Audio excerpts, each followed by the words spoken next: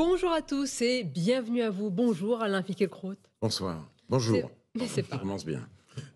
C'est votre grand rendez-vous ce dimanche. Académicien, philosophe et grand passionné de foot. Nous allons parler du beau jeu, bien sûr, mais aussi malheureusement des débordements et des tensions hier. Et puis nous évoquerons l'école face aux atteintes à la laïcité.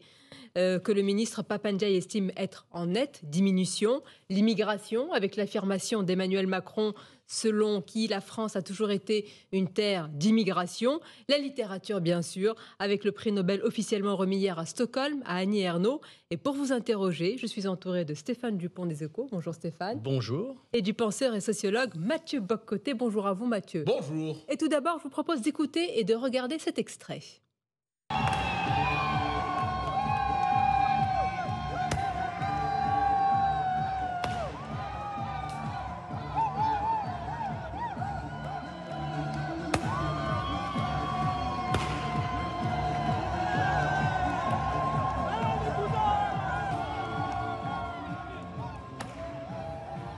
Qualification donc des Blancs en demi-finale. En grand passionné de foot que vous êtes, vous avez certainement regardé le match hier. Qu'en avez-vous pensé? Je dois dire que j'avais pris, avant la Coupe du Monde, de grandes résolutions. Je ne voulais pas la regarder. L'attribution de cette Coupe du Monde au Qatar m'apparaît toujours, comme un défi au sens commun et même à la décence commune. Je sais quel traitement ont subi les ouvriers qui étaient là pour construire les stades dans ce pays qui n'en avait pas. J'ai eu une piqûre de rappel avec la suspension pour corruption d'une vice-présidente du Parlement européen, mais je dois le confesser, mes résolutions n'ont pas tenu. J'ai regardé les matchs de l'équipe de France, jusqu'à celui d'hier, bien sûr. Cette contradiction n'est pas à mon honneur, mais nous ne sommes pas tout d'une pièce. Donc voilà, cette Coupe du Monde me passionne. J'ai trouvé le match d'hier très intéressant, très crispant aussi. J'ai été saisi de pitié à un moment donné pour le joueur anglais qui a raté le deuxième penalty, même si j'aurais été un peu triste qu'il réussisse. Mais pour moi, d'ailleurs, l'épreuve des tirs au but qui intervient en fin de match, et qui est intervenue à plusieurs reprises déjà, est aussi une épreuve que je vis de l'intérieur, parce que je m'identifie au joueur qui va tirer. Et je me souviens, par exemple, du match, je crois que c'était justement Espagne-Maroc, vu un joueur que je connais parce qu'il joue au PSG Sarabia, il s'est avancé vers le point de pénalty avec un visage défait. Et j'ai vu à sa détresse qu'il allait le rater. Mais c'est une responsabilité terrible. Bon, je suis content que la France ait gagné. Un peu triste, évidemment, des incidents qui ont suivi à Paris la victoire du Maroc, et très inquiet à l'idée du match France-Maroc qui va se dérouler mercredi. Que va-t-il se passer? J'ai bien peur que l'illusion du vivre ensemble, dans laquelle la presse bien intentionnée nous fait vivre, va en prendre un sacré coup, car il y a aujourd'hui des supporters qui, non contents de célébrer la victoire de leur pays d'origine, se doivent de taper, de détruire, de saccager tout ce qui bouge et de s'acharner aussi sur les policiers. C'est une preuve supplémentaire que la francophobie est un sentiment de plus en plus répandu en France. Nous ne sommes pas à l'abri d'une bonne surprise, mais j'ai toutes les raisons de m'inquiéter. Pour vous, les incidents d'hier, qui ont eu lieu là dans plusieurs villes de France, c'est de la francophobie. C'est dirigé contre la France. C'est pas des gestes contre la police ou des gestes de voyous. C'est dirigé contre la société d'accueil, en tout cas. Contre les policiers, contre la France. Mais ce qui s'est passé en Belgique à l'issue de la victoire du Maroc sur l'Égypte, sur la Belgique justement, est effrayant.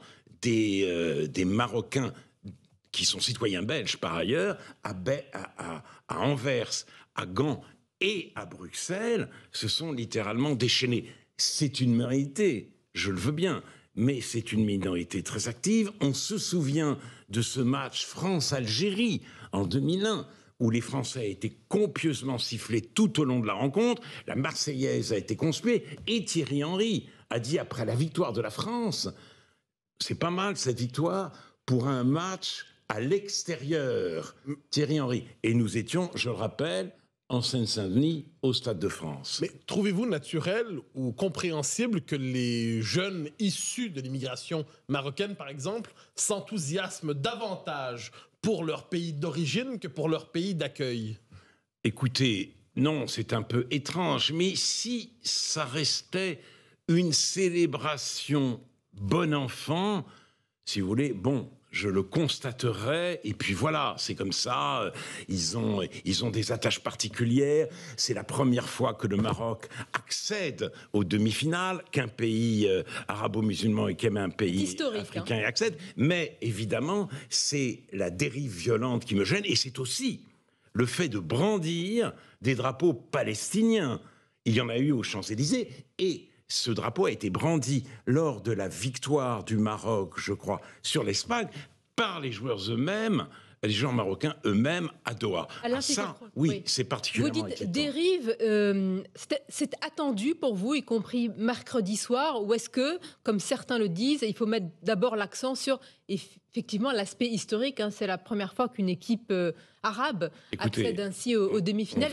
Ils ont tendance à minimiser. Ce qui me gêne aussi, c'est que tous les Africains, tous les arabo-musulmans du monde s'identifient au Maroc, qui eux-mêmes s'identifient aux Palestiniens. Il y a là comme une cohésion, une compacité, une homogénéité qui a quelque chose d'inquiétant. Mais je le répète, pourquoi inquiétant? Est-ce que c'est pas un sentiment à l'abri d'une bonne surprise. Pourquoi inquiétant? C'est intéressant. Est-ce que c'est pas un sentiment de fierté aussi porté par des peuples arabes qui peuvent se retrouver à travers cette équipe et nation marocaine?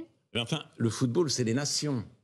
D'abord, c'est des nations. Donc, je n'aime pas cette idée d'un débordement de la nation par une entité beaucoup plus vaste de milliards de personnes et effectivement avec les yeux fixés en plus sur ce tout petit pays qu'est Israël. Je suis favorable au compromis territorial, même à la solution de deux États, mais cette fixation, quand on sait aussi le climat dans lequel vivent les Juifs de France, c'est, je le dois dire, un peu angoissant. Mais je m'arrête là, parce que je sais qu'il y a des snipers médiatiques qui attendent d'avoir un visuel pour appuyer sur la gâchette et me régler mon compte. Et le football et moi, je veux dire, voilà. Et vous vous en souvenez d'ailleurs, j'avais dit une bêtise dans une émission avec vous sur le football.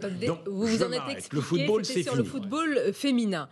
C'est fini, mais on note quand même... D'ailleurs, je me suis repenti. Là, c'est une vraie bêtise que j'ai dite. Mais on note quand même, j'allais dire, les interrogations que vous avez eues à regarder ces matchs dans le contexte de la Coupe du Monde du Qatar. C'est une vraie interrogation. D'accord. Oui. Est-ce qu'Emmanuel Macron se rend mercredi à Doha? Voilà. Il avait dit qu'il ne fallait pas politiser le sport, mais il y va quand même. Oui, il y va quand même. Bon, ça, c'est assez légitime.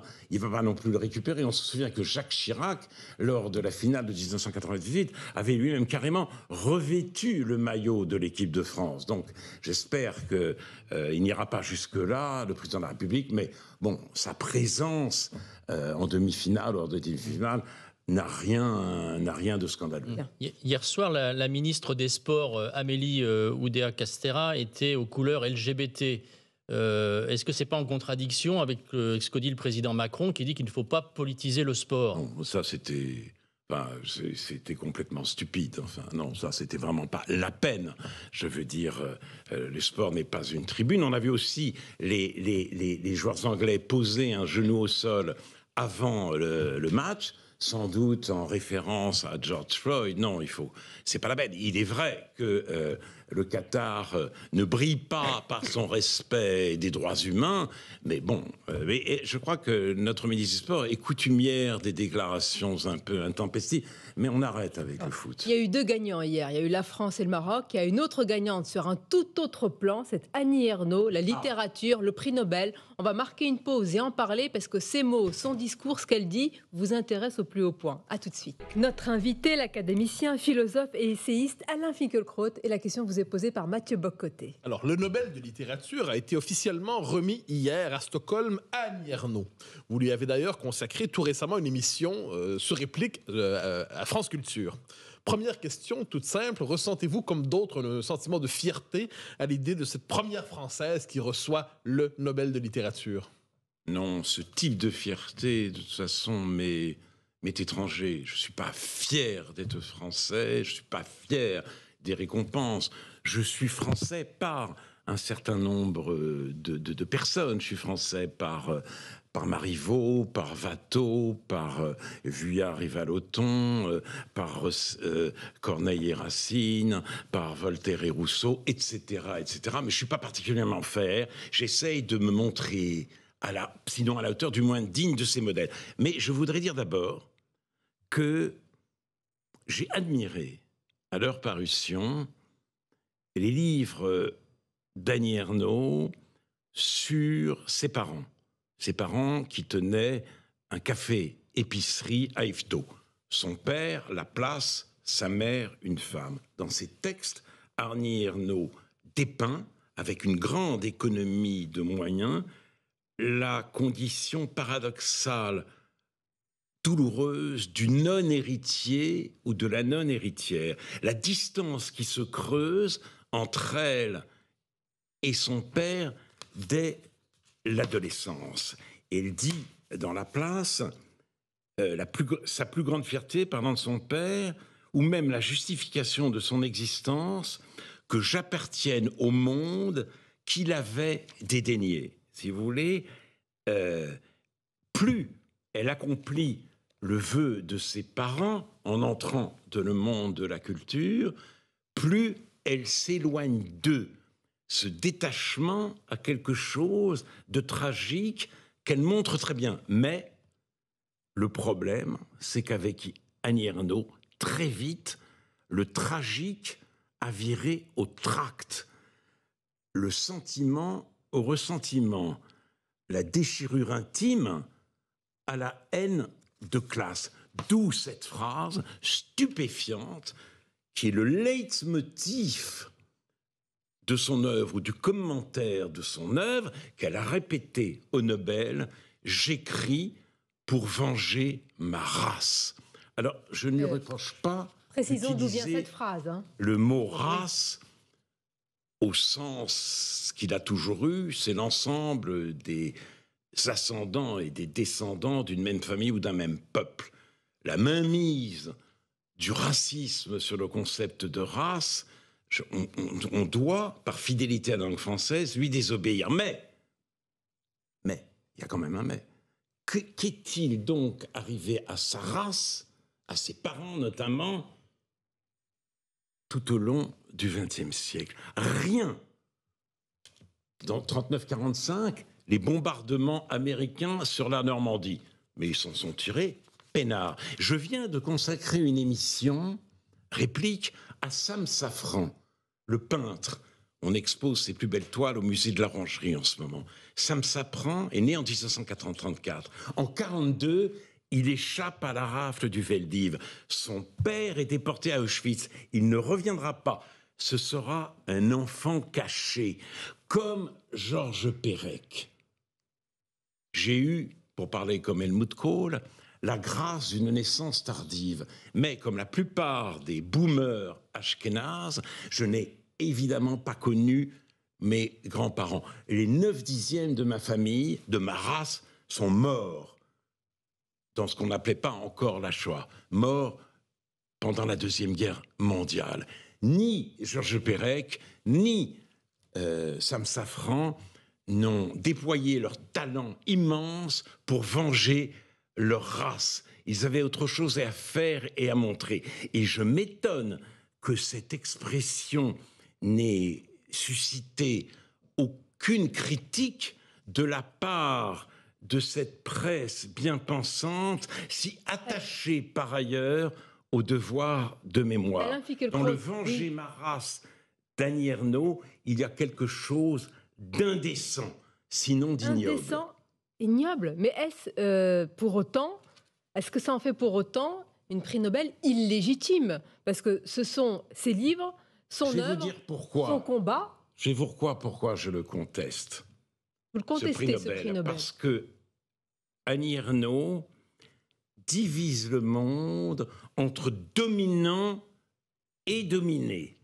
Ses parents, sa race font partie des dominés. La culture, c'est une culture elle-même dominante. Il n'y a rien d'autre. Elle parle à un moment des femmes dans son discours, des femmes iraniennes qui se battent contre la domination masculine. Elle leur rend hommage. Mais c'est pour dire aussitôt qu'en France, le système patriarcal existe. Et d'ailleurs, qu'il y a des intellectuels qui font fi des ouvrages des femmes et qui ne les citent jamais.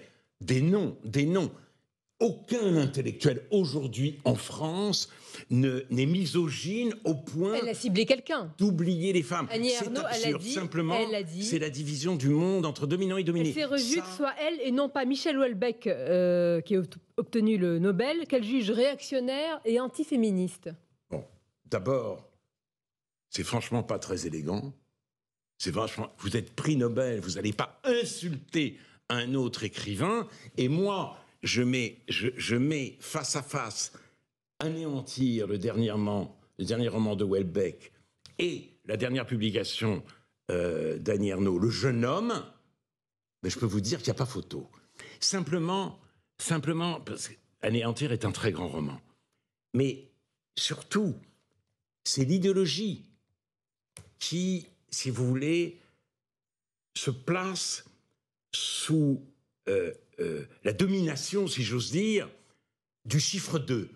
2 blocs, 2 camps, 2 forces, 2 subjectivités planétaires. La littérature, c'est l'inlassable exploration de la pluralité humaine. C'est la complexité. Donc, moi, je prétends, parce que le prix Nobel de littérature, c'est aujourd'hui le prix Nobel de l'idéologie. Justement, et c'est la raison pour laquelle ni Philippe Roth, Elle pourrait vous ni renvoyer Philippe la même Roth, remarque, Alain. ni Philippe Roth, ni Milan Kundera ne l'ont obtenu.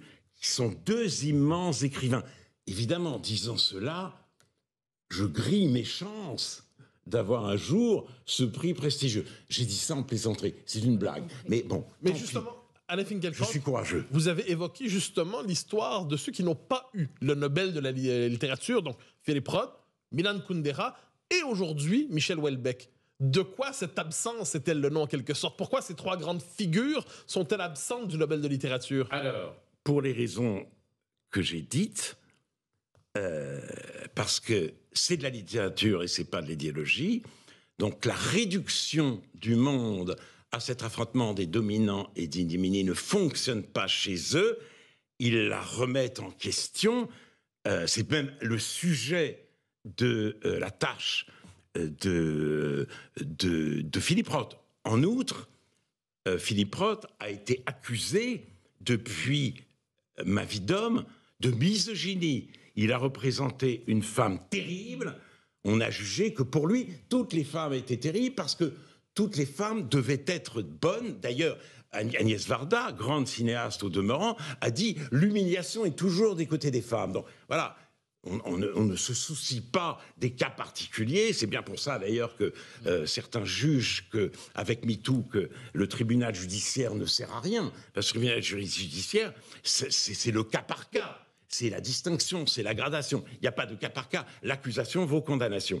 Et le même grief a été porté également contre Milan Kundera. Voilà l'une des raisons pour lesquelles cet absolu scandale de la non-attribution du Nobel à Kundera et à Philippe Roth a pu persisté jusqu'à nos jours, et cela discrédite à jamais l'Académie des Nobel. À jamais, mais est-ce que c'est pas... Faudrait-il délocaliser ce prix? Le problème, je ne sais pas où on peut le mettre, parce que dans le monde occidental, cette réduction idéologique est-ce que est ce n'est pas omniprésente. le ressentiment qui vous fait parler? Est-ce que ce n'est pas le fait que d'autres n'aient pas eu ce que vous avez cité qui vous fait dire cela aujourd'hui et attaquer Annie Ernaux? Elle pourrait très bien vous renvoyer le même compliment, pardonnez-moi, et vous dire est-ce que Michel Houellebecq n'est pas imbibé d'idéologie quand il sort sous mission, par exemple? Je crois que les livres de Michel Houellebecq sont des réflexions sur le monde d'une grande profondeur, d'une grande subtilité, pleines d'humour. Certaines de ses prises de position et de ses déclarations, elles, relèvent d'autres choses.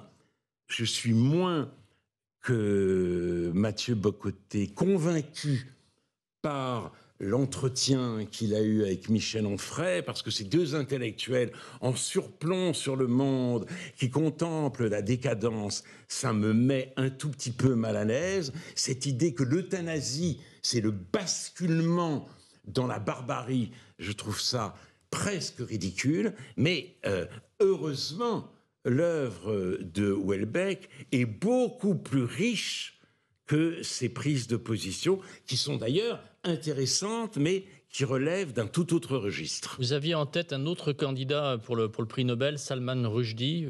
Comment vous expliquez que lui non plus n'ait jamais eu le prix Nobel? J'ai invité à réplique Pierre Assouline et Raphaël Léris pour parler de cela. Sur Rushdie, il a eu une réflexion intéressante, Assouline. Il a dit, peut-être pas cette année, parce que cette année, le prix Nobel aurait été décerné à une victime, la victime d'un attentat. D'ailleurs, il a perdu une main et un œil, mais davantage à une victime qu'à un écrivain. J'espère que les Nobel auront l'intelligence de remettre le prix Nobel à l'auteur de La honte, des versets sataniques et des enfants de minuit dans les années qui viennent. Mais étant donné leur passif, je n'en suis pas sûr. Alain Finkielkraut, de la littérature, on va passer logiquement à l'école, à ce qui s'y passe, au savoir, à l'éducation. Une courte pause et on revient à ce sujet. Et direction l'école avec vous, Alain Finkielkraut. Le ministre de l'Éducation nationale, Pap Ndiaye, s'est félicité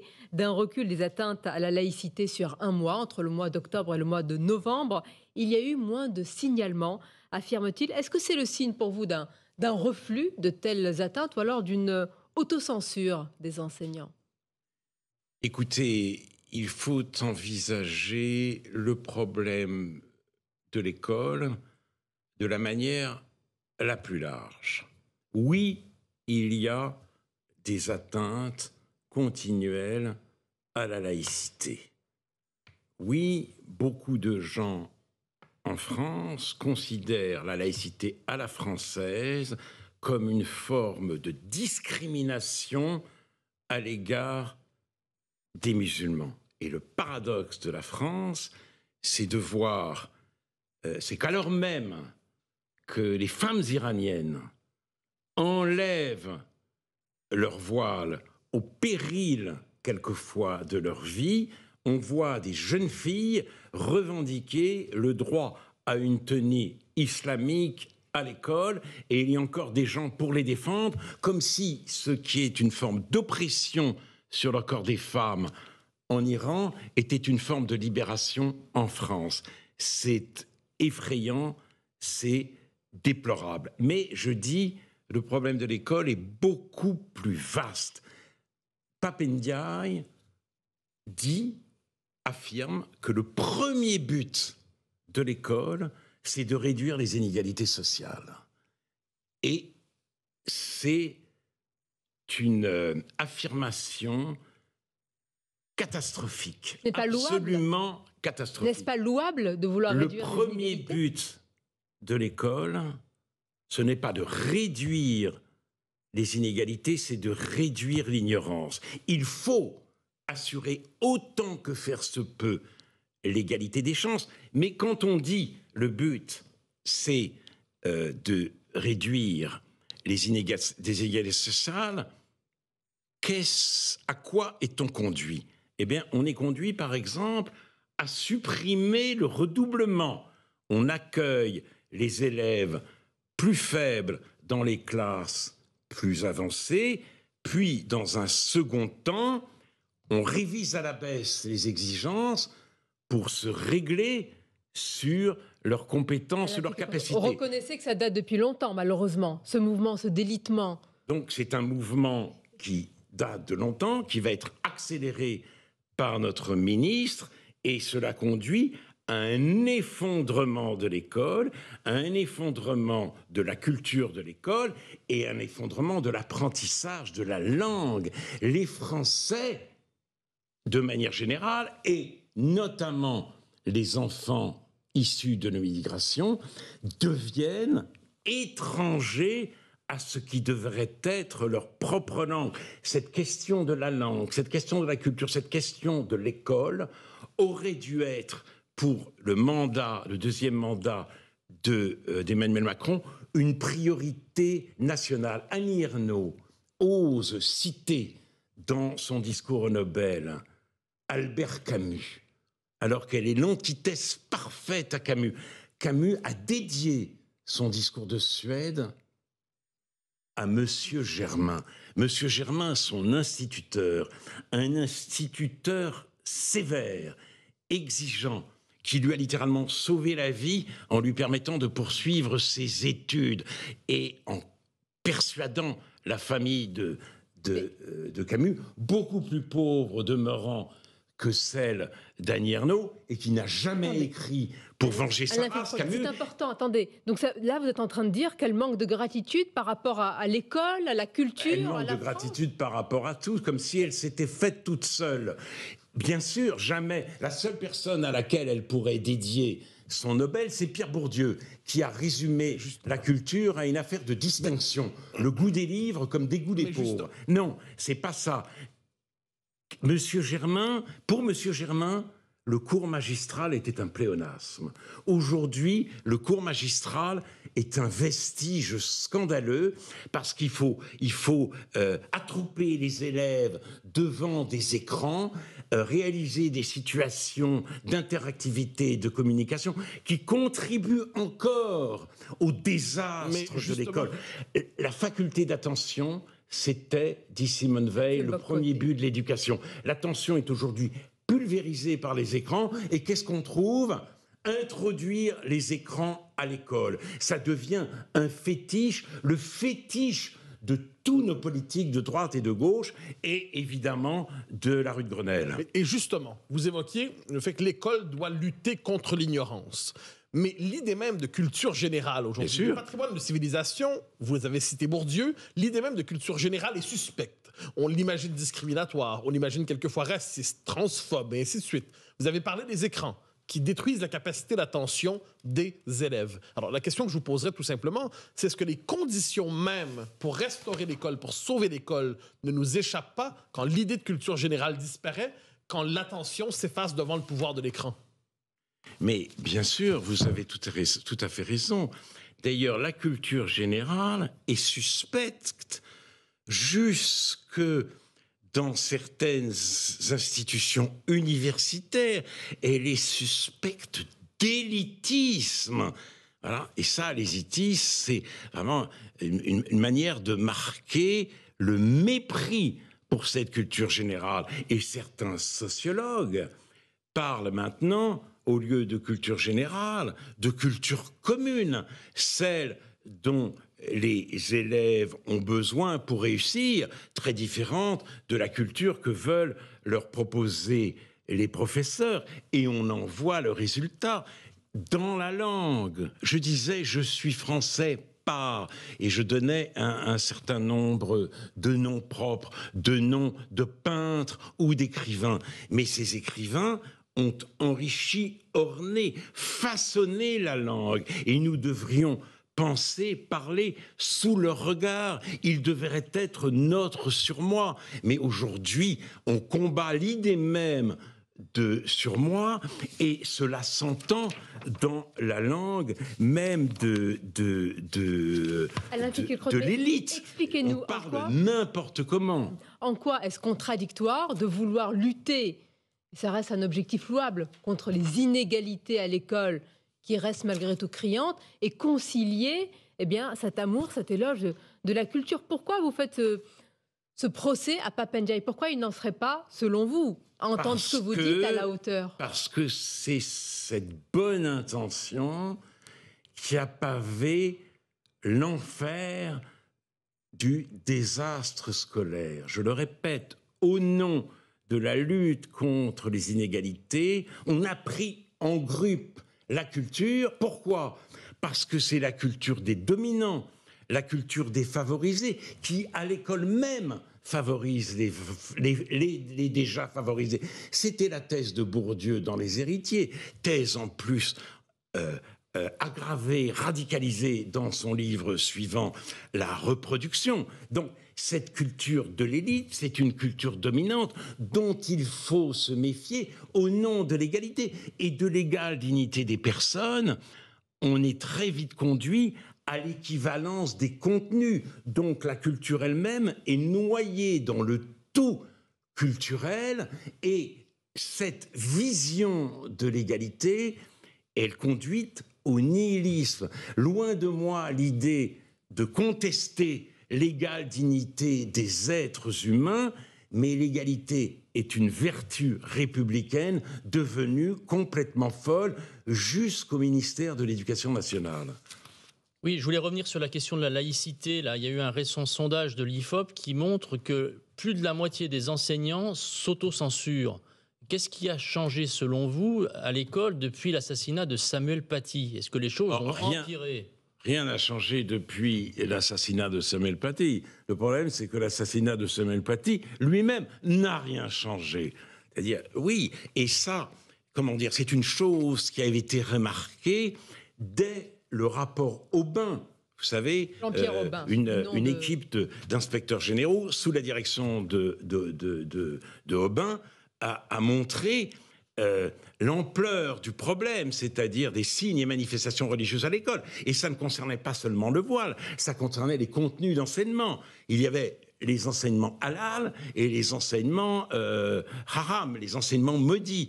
Et Aubin va encore plus loin dans un livre qu'il a écrit il y a 2 ou 3 ans, où il explique qu'avec ces atteintes à la laïcité, à la culture elle-même, à tout cela, s'ajoutait un antisémitisme très présent à l'école. Un des inspecteurs demande à des professeurs, mais comment ça se fait qu'il n'y ait plus d'élèves juifs là où vous enseignez, notamment à Saint-Denis? Réponse, parce qu'ils n'étaient plus assez nombreux pour se défendre. Voilà la réalité. Et c'est une réalité dont, évidemment, Annie Ernaux ne parle pas, parce qu'elle, notamment dans ses prises de position, s'acharne sur ce qu'elle appelle le sionisme et les sionistes, en apportant son soutien à Houria Boutelja, fondatrice des Indigènes de la République. Je termine très brièvement. Sartre avait écrit dans sa préface aux damnés de la terre, abattre un Européen, c'est faire d'une pierre deux coups, supprimer un oppresseur et un opprimé, reste un homme libre et un homme mort. Il n'a pas écrit, dit Houria Boutelja, abattre un Israélien, c'est faire d'une pierre deux coups, supprimer un oppresseur et un opprimé. Résultat, dit Houria Boutelja, fusiller Sartre. Et c'est à cela que notre prix Nobel, dont il a vraiment des raisons d'être fier, apporte son soutien. Alain Finkielkraut, pardonnez-moi, je me dois de reprendre, en tous les cas, de vous faire préciser, parce que là, il y aurait comme une sorte de continuum entre le prix Nobel et une forme d'antisémitisme. En tout cas, la question du continuum, non, je ne dis pas qu'il y a un continuum. Je dis que les prises de position politiques d'Annie Ernaux ont quelque chose d'obsessionnel, parce que c'est Houria Boutelja, c'est une pétition contre un salon France-Israël, c'est un soutien à Gérard Filoche, le député qui avait tweeté une affiche antisémite représentant Emmanuel Macron. Donc, ça fait beaucoup. Mais là, on revient aux dominants-dominés. Les sionistes, comme on dit, ou les juifs en général, ne bénéficient plus de l'aura qui était la leur, puisqu'ils sont passés du côté des dominants, à l'inverse de Ria Boutedja. Voilà à quoi conduit la réduction du monde à l'affrontement de deux forces. À n'en pas douter, vos propos vont faire réagir Alain Finkielkraut. On va continuer à évoquer l'éducation nationale, passant de l'école à l'université. Il s'est passé beaucoup de choses cette semaine. Une courte pause et on se retrouve.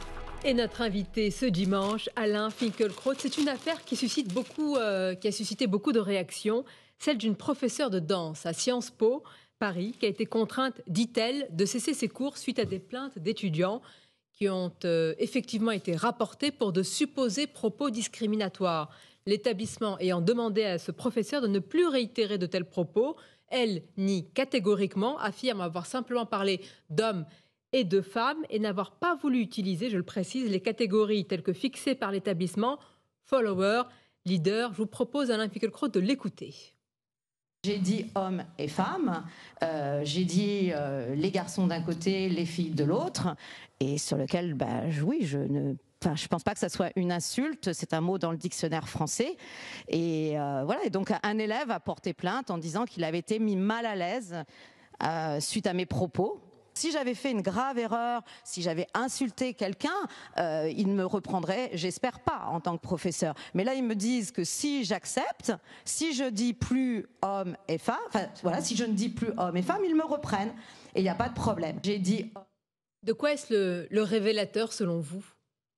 Ah, écoutez, c'est le révélateur d'une montée spectaculaire de l'intolérance, notamment dans les universités.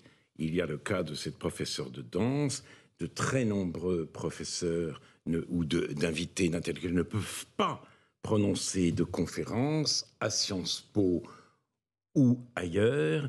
Vous savez, autrefois, il y avait un penseur oublié, aujourd'hui dans les années 30, Paul-Louis Landsberg, qui définissait l'engagement comme la décision pour une cause imparfaite. C'est la définition de Sartre qui a prévalu. L'engagement, c'est la décision pour une cause juste. Une cause qui même la seule juste. Et ça s'est aggravé avec le wokisme parce que la cause juste, c'était celle du prolétariat contre les bourgeois. Maintenant, c'est celle de l'antiracisme, de l'antisexisme contre les ennemis du genre humain. À partir du moment où votre ennemi est le racisme, parce qu'elle est aussi attaquée pour racisme, vous ne pouvez évidemment pas lui laisser la parole. Il faut absolument le faire taire. Et avec cette histoire d'hommes et femmes, nous arrivons en quelque sorte au terminus de l'histoire. C'est-à-dire, c'est une différence qui résistait à la grande abolition des différences. L'homme n'était pas complètement émancipé, puisque précisément, il naissait homme ou femme. Maintenant apparaît la possibilité que l'homme soit lui-même son propre fondement. C'est vraiment le terminus de l'histoire, l'aboutissement du processus d'émancipation. Donc, cette pauvre dame donne des cours de danse. Évidemment, c'est des hommes et des femmes. Non, il faut supprimer ce vocabulaire, remplacer hommes et femmes par leaders et followers. Vous voyez que l'invasion du globish ne pose aucun problème à nos élites et à ceux qui veulent former nos élites. C'est à la fois grotesque et angoissant. Vous êtes rendu récemment à Sciences Po pour une conférence. Est-ce que vous avez pu vous exprimer librement ? Est-ce que vous avez pu intervenir de manière sans qu'il y ait de protestation ? Oui, j'ai pu m'exprimer librement, mais j'allais donc à Sciences Po dans un séminaire pour faire une conférence sur Milan Kundera, notamment ce texte admirable, La tragédie de l'Europe centrale, un Occident kidnappé, publié en 1983 et que je médite sans relâche depuis cette date. Donc j'étais heureux de livrer le résultat de cette méditation, le résultat provisoire de cette méditation interminable. La direction a été inondée de mails de protestation, les doctorants qui participaient aussi, donc ma conférence a été délocalisée, elle ne devait de toute façon pas avoir lieu rue Saint-Guillaume. Je ne peux plus pénétrer dans le hall de la rue Saint-Guillaume. Elle a eu lieu dans un autre local, mais je m'y suis rendu par une porte dérabée, en descendant et en montant des escaliers, et j'ai eu un public plutôt restreint, tout ça parce que, malheureusement, pour beaucoup, je suis persona non grata, et le grand reproche, ça qui est extraordinaire, c'est mon soutien à Polanski.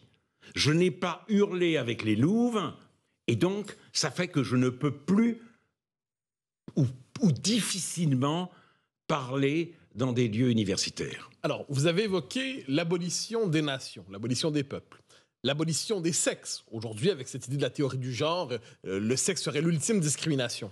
On pourrait parler de l'écriture inclusive, qui fait le procès de la littérature antérieure. Vous parlez de censure dans les universités.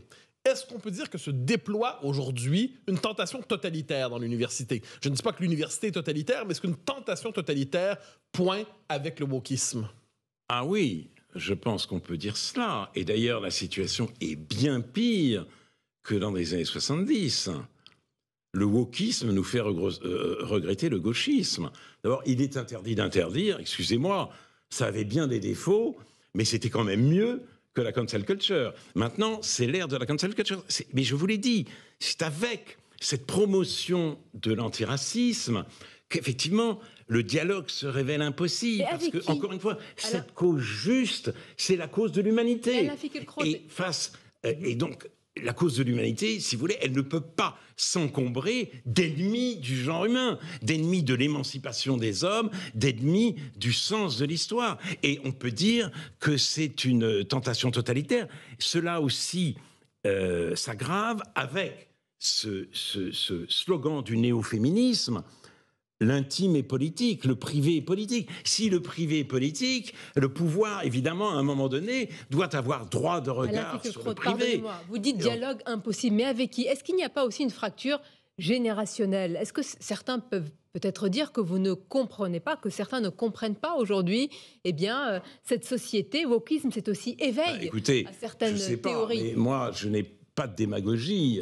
Si c'est la jeunesse qui ne comprend rien, j'ai un peu je crois de mon devoir de m'élever contre cette dérive et cette tentation. Mais je vous rassure, il y a beaucoup de jeunes gens qui raisonnent autrement aujourd'hui.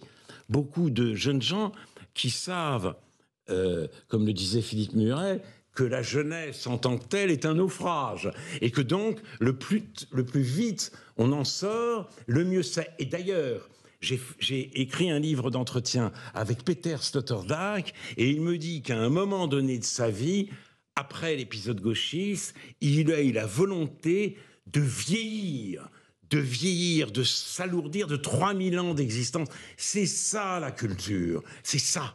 C'est un élargissement, c'est pas une domination. Ça vous donne la possibilité de vieillir. Donc j'engage cette jeunesse à vieillir au plus vite. Pas comme moi, pas vieillir au sens d'avoir tous les mots possibles, d'entendre moins bien, mais vieillir au sens de prendre sur soi l'héritage de la beauté du monde. Eh bien voilà une belle conclusion. Vieillissons alors, s'il est possible, ensemble. Je vous remercie Alain Finkielkraut. Merci d'avoir passé cette heure ensemble sur différents sujets.